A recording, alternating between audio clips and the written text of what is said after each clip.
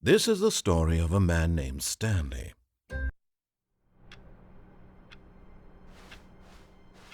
All of his co-workers were gone. What could it mean? Stanley decided to go to the meeting room. Perhaps he had simply missed a memo.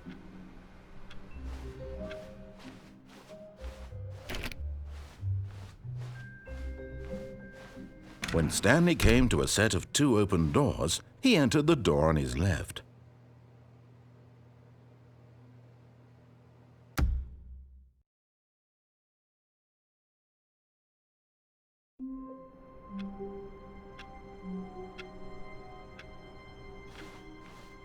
All of his co-workers were gone. What could it mean? Stanley decided to go to the meeting room. Perhaps he had simply missed a memo.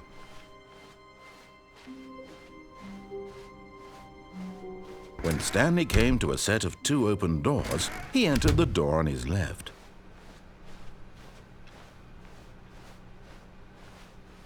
Yet there was not a single person here either.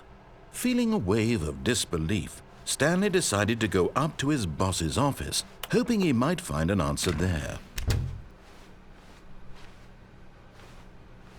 Coming to a staircase, Stanley walked upstairs to his boss's office.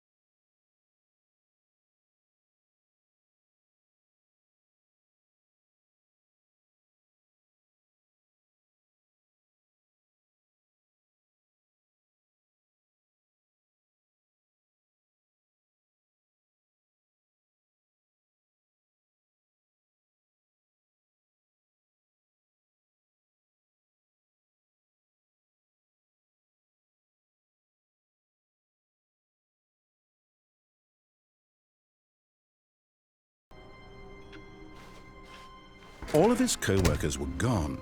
What could it mean? Stanley decided to go to the meeting room. Perhaps he had simply missed a memo. Stanley's bucket, the only co-worker he would ever truly need. Stanley clutched the bucket tightly to his chest and entered the door on his left. Still no one was here. Stanley needed the bucket's warmth and comfort now more than ever. Perhaps his boss's office was where he'd find answers. Coming to a staircase, Stanley and the bucket walked upstairs to the boss's office.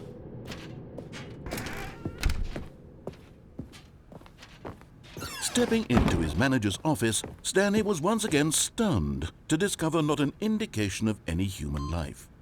Crushed by the weight of this revelation, Stanley may have broken down into an emotional dumpster fire if not for the soothing presence of the bucket. Even now, in his darkest of hours, did the bucket's warmth and guiding light pierce the dark clouds of confusion and chaos.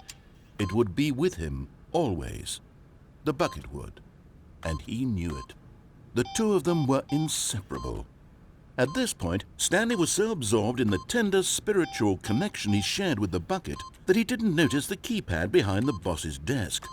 Nor in his bliss of simply being near the bucket did he have any notion that the PIN number for the keypad was... But Stanley guessed the correct code by sheer luck. Was it that the bucket knew all along? Was the bucket guiding him? Yes, this is certainly the most logical explanation.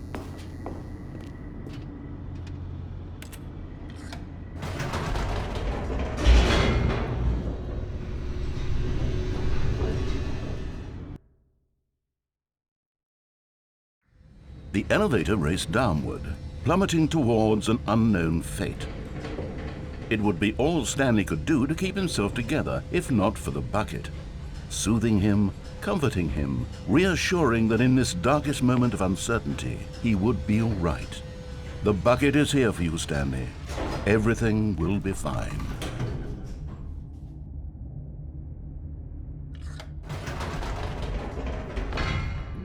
Wait, Stanley said to the bucket. Can we go back up?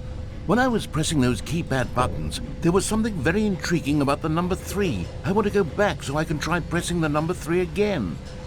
The bucket said nothing.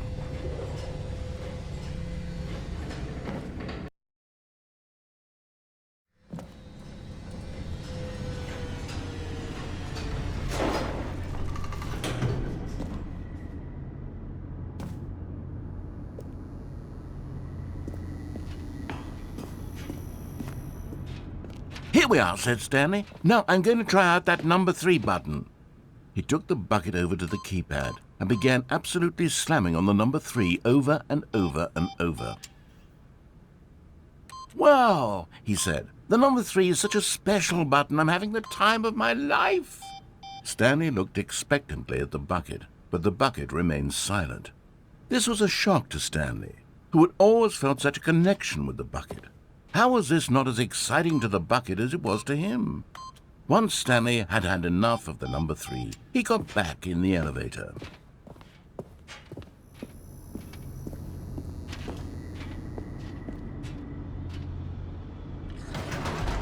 Perhaps the bucket had missed something.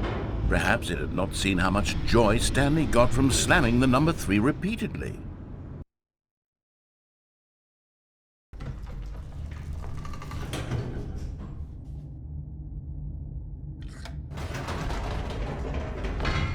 No, said Stanley to the bucket. You can't go on yet, not till you understand how much the number 3 means to me. You and I have been through so much together, and I just want you to see what I see. Feel the happiness I feel. He smiled at the bucket, and the bucket said nothing.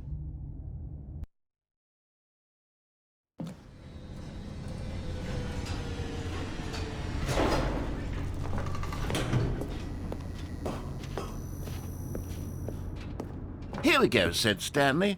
This time I'll really show you. He ran to the number 3 and began to wail on it like a musician on a beloved instrument, weaving a concerto of truth and passion.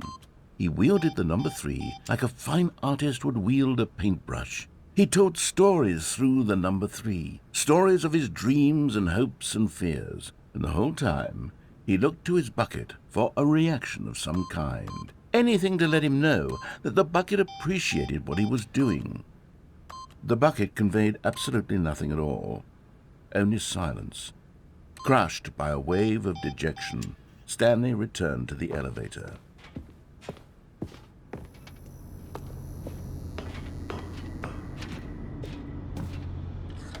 Stanley and the bucket were so close. They'd always been there for one another. Why suddenly could the bucket not connect with this passion of Stanley's?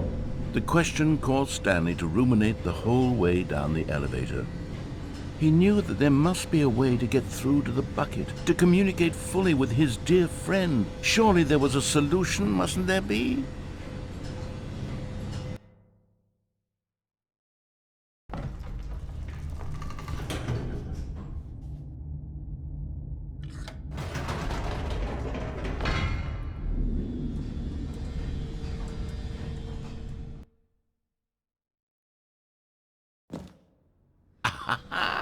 said Stanley. "I know what to do.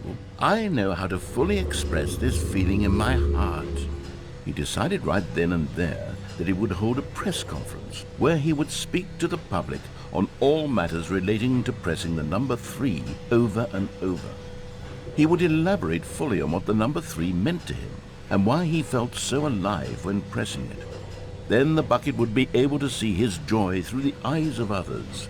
It would get to see the world react to this discovery of Stanley's. And it would be through the public eye that the bucket would finally understand Stanley's work. For months, he advertised and marketed his press conference, building excitement around it, developing and rehearsing it, until it couldn't be refined a single measure further. When the big day arrived, Stanley was as prepared as he'd ever been for anything in his life.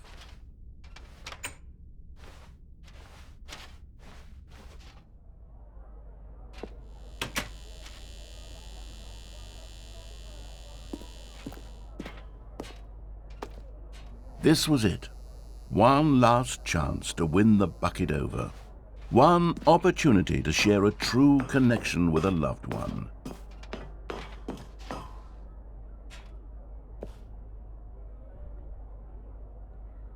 There was no one here.